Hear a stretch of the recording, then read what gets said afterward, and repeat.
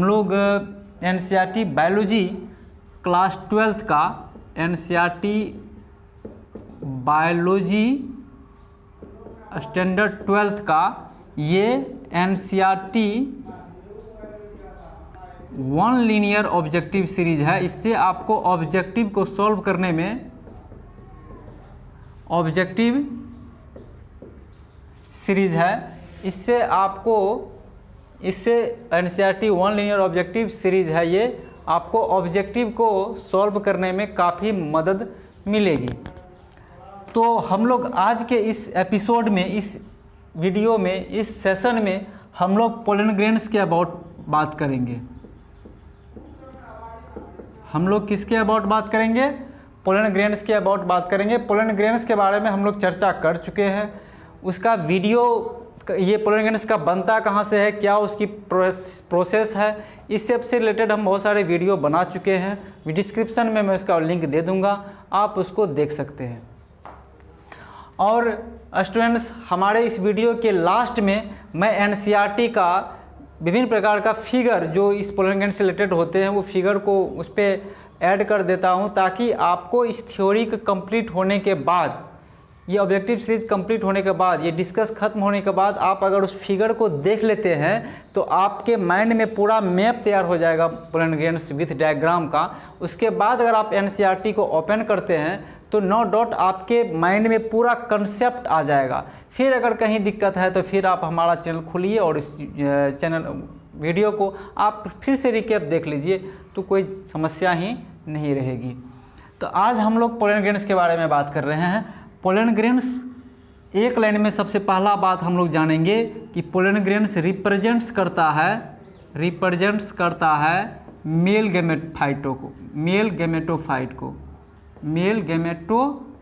को। एक लाइन में आप लिखिए पहले, यह रिप्रेजेंट्स करता है मेल गैमेटोफाइट। क्लियर हो गया?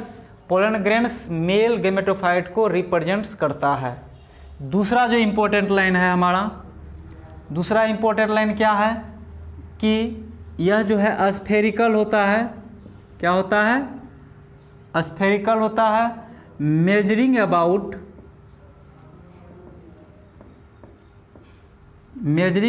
25 से 50 micron meter in diameter. NCERT का लाइन है। एनसीईआरटी से इतर हम कुछ नहीं बताते हैं, पूरी 100% प्योर जो है एनसीईआरटी बेस्ड है। ये चैनल आपको एनसीईआरटी का हूबहू मिलेगा। तो रिप्रेजेंट्स मेल गैमेटोफाइट है, स्फेरिकल, मेजरिंग अबाउट 25 से 50 माइक्रोमीटर इन डायमीटर। ये हो गया इसका दूसरा फैक्ट। तीसरा फैक्ट जो है, ये पोलन ग्रेन का साइज, शेप, कलर, फ्रेग्रेंस, ये सभी डिफरेंट होता है अलग अलग स्पेसीज के पौधों में। Fragrance are different from species to species. ये स्पेसीज से स्पेसीज टू स्पेसीज क्या होगा? बदलते जाएगा। मतलब इस पोलन ग्रेन्स का साइज, शेप, कलर, फ्रेग्रेंस, ये सभी जो है, इसका आर्किटेक्चर जो है देखने में जो ये थोड़ा आकर्षक लगता है, तो इसका जो सारा चीज़ जो है अलग अलग स्पीसीज के पौधों में अलग अलग तरह का दिखेगा। ये तो कॉमन बात है, समझने वाली बात है ये। तीसरा जो इम्पोर्टेंट पॉइंट है, आप एकदम पूरी तरह से इस चीज़ को आप अपने कॉपी में नोटबुक में आप इसको राइट डाउन कर सकते हैं। ऐसे हम इसका पीडीएफ का लिंक दे देंगे, पीडीएफ आप डाउनलोड कर सकते हैं। पीडीएफ इससे पिछला एनसीईआरटी वन लीनियर बायोलॉजी का जो फर्स्ट वीडियो हम लाए थे, तो उसमें पीडीएफ डाउनलोड करने में परेशानी हो रही थी, लेकिन उसको भी हमने सॉर्ट आउट कर लिया है। अब आपको कोई दिक्कत नहीं है, आप पीडीएफ डाउनलोड कर सकते हैं। Size, shape, colour, fragrance are different from species to species, ये हो गया। दूसरा जो इम्पोर्टेंट है स्टूडेंट्स, उस चीज़ को हम लोग देख लेते हैं कि पोलन ग्रेन्स के पास 2 लेयर्ड होते हैं। Pollen grains has 2 layered. Pollen grains के पास 2 लेयर्ड होते हैं। आप ध्यान दीजिए, ये 2 लेयर जो हैं, फर्स्ट हार्ड लेयर होते हैं। फर्स्ट क्या होते हैं? हार्ड लेयर होते हैं और दूसरा क्या होते हैं, थीन लेयर होते हैं। क्लियर हो गया, ये आपको ध्यान रखना पड़ेगा। 2 लेयर्ड है पोलैरिटी ग्रैन्स के पास, हार्ड लेयर जिसको कि हम लोग एक्साइन कहते हैं, और सबसे आउटर मोस्ट कवरिंग होता है ये, क्या कहते हैं इसको, एक्साइन, और इसको क्या कहते हैं, intine.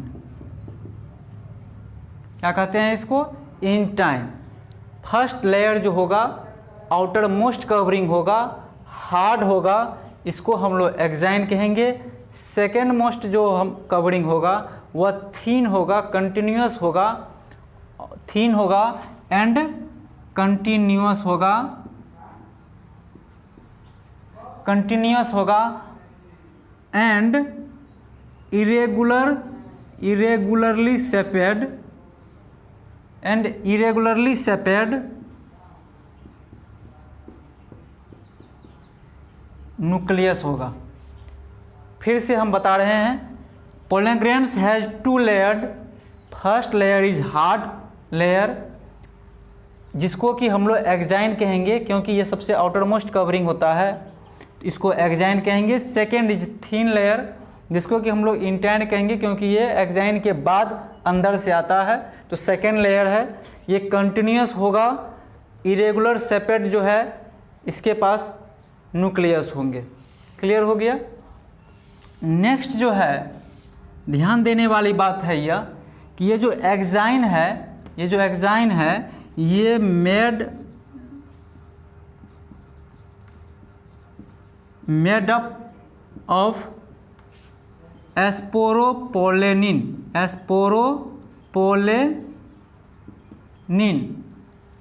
Made up of sporopollenin. Clear हो गया। ये एक्साइन किससे बना रहेगा, तो एस्पोरोपोलेनिन से बना रहेगा। ये जो इंटाइन है यह किससे बना रहेगा, सेलुलोज एंड पेक्टिन से बना रहेगा।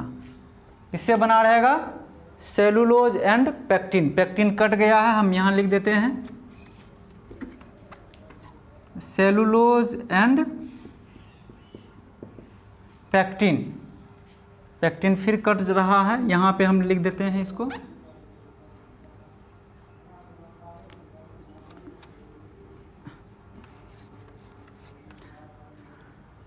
Made cellulose and pectin. फिर से हम बता रहे हैं, हार्ड लेयर है ये, फर्स्ट कवरिंग है जो एक्साइन कहलाता है।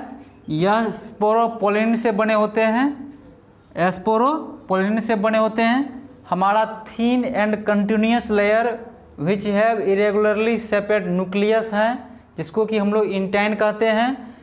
यह सेलुलोज एंड पेक्टिन से बने होते हैं। क्लियर हो गया। अब ये एस्पोरोपोलेनिन के बारे में हम लोग जानते हैं। ये एस्पोरोपोलेनिन मोस्ट रेसिस्टेंट सब्सटेंस होते हैं।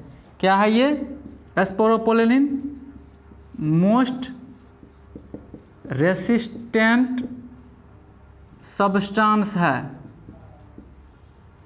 अब तक का सबसे मोस्ट रेसिस्टेंट सब्सटेंस है ये। No enzyme, no acid, no alkali, कोई हाई टेम्परेचर लो टेम्परेचर इसको डिग्रेड नहीं कर सकता है। मीन्स कि अब तक का ये सबसे मोस्ट रेसिस्टेंट सब्सटेंस है। No high temperature, no acid, high strong acid, no alkali are damage it. इसको डैमेज कोई नहीं कर सकता है। हाई टेम्परेचर भी नहीं, कुछ भी नहीं, ह्यूमिडिटी भी नहीं, कोई भी अभी तक ऐसा कोई चीज़ बना ही नहीं है। अभी तक अननोन है वो चीज़। तो ये एस्पोरोपोलेनिन के बारे में क्लियर हो गया। उसके बाद ये हो गया सेप्ट न्यूक्लियस, सेलुलोज एंड पेक्टिन। ये से सवाल आता है। एस्पोरोपोलेनिन बहुत इंपॉर्टेंट है। तो ये पोलैरिटी ग्रेन्स को जो प्रिजर्व किया जाता है ये तो ड्यू टू प्रेजेंस ऑफ एस्पोरोपोलेनिन। तो इसको प्रिजर्व्ड एज फॉसिल, फॉसिल्स के रूप में जो इसको प्रिजर्व किया जाएगा, तो ड्यू टू, ध्यान देने वाली बात है, due to presence of cut रहा है,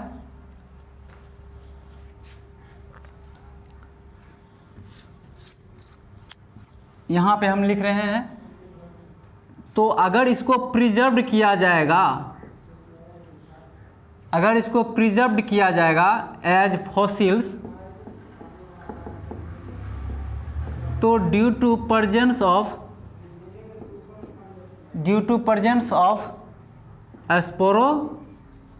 स्पोरोपोलेनिन,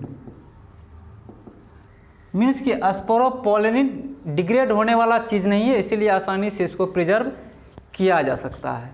ये इम्पोर्टेंट हो गया। सेकंड, इसको हम अब लगता है मिटाना पड़ेगा, एक बार फिर से हम चर्चा कर देते हैं ताकि किसी प्रकार की आपको परेशानी नहीं रहे। ये हमने NCERT 1 ईयर ऑब्जेक्टिव सीरीज लाए हैं। क्यों लाए हैं? इसका मुख्य उद्देश्य यह है कि बिहार इंटरमीडिएट 2021 की बोर्ड परीक्षा की तैयारी कर रहे जितने भी हमारे बायोलॉजी के स्टूडेंट्स हैं, उन चूँकि लॉकडाउन में सारे स्कूल कॉलेजेस उनके संस्थान बंद हो चुके हैं, उनको ध्यान में रखते हुए उनकी ऑब्जेक्टिव के साथ साथ उसके जो थ्योरी पेपर्स होते हैं सबको एक साथ लेकर चलने की दिशा में हमारा यह काम चल रहा है। तो मुख्यतया उनके बोर्ड एग्जामिनेशन को देखते हुए हम जो है यह सीरीज लेकर आए हैं, ताकि आपका जब एक वन लाइन का कॉन्सेप्ट क्लियर रहेगा तो ऑब्जेक्टिव भी वहीं से आता है जो NCERT पर बेस्ड है। फिर से हम लोग पर चर्चा कर लेते हैं। पोलन ग्रेन्स है, ये मेल गेमेटोफाइट को रिप्रेजेंट्स करता है, स्फेरिकल है, जिसका कि मेजरिंग 25 से 50 माइक्रोमीटर इन डायमीटर रहता है। साइज, शेप, कलर, फ्रेगनेंस, इसके जो आर्किटेक्चर है वो अलग अलग स्पेसीज के पौधों में अलग अलग हो सकता है। पोलन ग्रेन के पास 2 लेयर्ड होते हैं। पहला जो लेयर्ड होता है, जो सबसे आउटर मोस्ट कवरिंग होता है, वो हार्ड कवरिंग है, जिसको कि हम लोग एक्जाइन कहेंगे। वह स्पोरोपोलेनिन नामक सब्सटेंस से बने होते हैं। वह स्पोरोपोलेनिन अब तक का most resistant substance till now अब तक का है। No enzymes, no high temperature, no strong acid, no alkali, कोई भी उसको डिग्रेड नहीं कर सकता है। इसीलिए उसको प्रिजर्व्ड भी किया जा सकता है पोलन ग्रेन्स को due to presence of sporopollenin. अब बात रही इंटेंट का, तो ये कंटिन्यूस होता है and it has a irregularly shaped nucleus, और यह made up of cellulose and pectin, ये सेलुलोज और पैक्टिन से बने होते हैं। ये हो गया। अब इसको हम स्टूडेंट्स इसको मिटा रहे हैं। अगर आप नहीं लिखे हैं तो हमारा वीडियो को रिकॉर्ड कीजिएगा, तो आप अपने नोटबुक तैयार कर सकते हैं, आपको कोई दिक्कत नहीं आनी चाहिए। अगर फिर कोई दिक्कत आ रही है तो आप कमेंट्स कीजिए, हम उसका आपको रिप्लाई देंगे।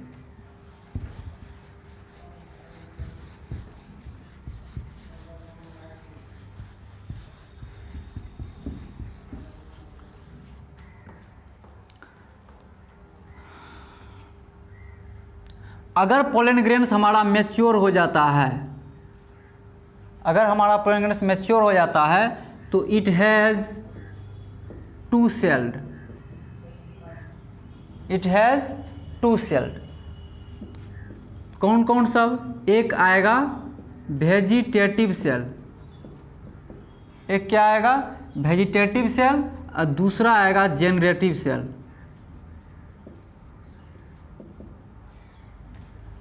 ध्यान देने वाली बात है, एक क्या आएगा? वेजिटेटिव सेल, दूसरा क्या आएगा? Generative cell. तो वेजिटेटिव सेल जो होते हैं वह बिगर होते हैं, और जेनरेटिव सेल क्या होते हैं? स्मॉलर होते हैं। क्लियर हो गया? 2 सेल, जब पोलन ग्रेन्स हमारा मैच्योर हो जाएगा तो उस अवस्था में इसके पास 2 सेल होते हैं, एक वेजिटेटिव सेल, दूसरा जेनरेटिव सेल। वेजिटेटिव सेल बिगर होते हैं, जेनरेटिव सेल स्मॉलर होते हैं। ये जेनरेटिव सेल जो है वह फ्लोट करते हैं, floats in the cytoplasm of vegetative cell, vegetative cells. Clear हो गया? इसका पोलन ग्रेन्स का साइटोप्लाज्म जो है वो सराउंडेड होता है किसके द्वारा? प्लाज्मा मेम्ब्रेन के द्वारा। Cytoplasm of pollen grains surrounded by PM plasma membrane. Clear हो गया? इस चीज़ को हम लोग यहाँ पे जान चुके हैं। अब नेक्स्ट जो हम लोग चर्चा करेंगे कि पोलन ग्रेन्स को हम लोग एज ए सीड बैंक के तौर पर भी इस्तेमाल करते हैं। जैसे कि आपने सुना होगा कि बहुत सारे सीमेंट बैंक भी आ गए हैं कि बहुत काफ़ी दिनों तक आप उसको रख सकते हैं, उसकी विएबिलिटी को मेंटेन करने के साथ साथ। तो उस दिशा में भी पोलन ग्रेन्स को हम लोग स्टोर कर सकते हैं। तो वह इन लिक्विड नाइट्रोजन में -196 डिग्री सेल्सियस पे हम लोग इसको क्या कर सकते हैं, स्टोर कर सकते हैं। जैसे कि सीड बैंक या सीमेंट बैंक के तरह ही इसका भी पोलन ग्रेन्स का आता है। तो उसको उस तरह से इसको हम लोग लिक्विड नाइट्रोजन को हम लोग पोलन ग्रेन्स को क्या कर सकते हैं, स्टोर कर सकते हैं। क्लियर हो गया? और एक इम्पोर्टेंट बात है कि कुछ पौधों में, कुछ प्लांट्स में पोलन ग्रेन्स की विएबिलिटी जो होती है वो 30 मिनट तक होती है जब ये रिलीज हो जाएगा। तो जैसे कि हमारा व्हीट है और राइस है, 30 मिनट तक इसकी विएबिलिटी रहती है, मतलब इसके में पावर रहता है कि फर्टिलाइज कर सकता है। आप सीधी तौर पे जानो कि इसकी जो पावर है, इसकी जो कैपेबिलिटी है फर्टिलाइजेशन करने का, वो 30 मिनट तक रहेगा। लेकिन रोजेसिया, लेगुमिनेसिया और सोलेनेसिया, ये इंपॉर्टेंट है, यहाँ पे हम लिख देते हैं। रोजेसिया,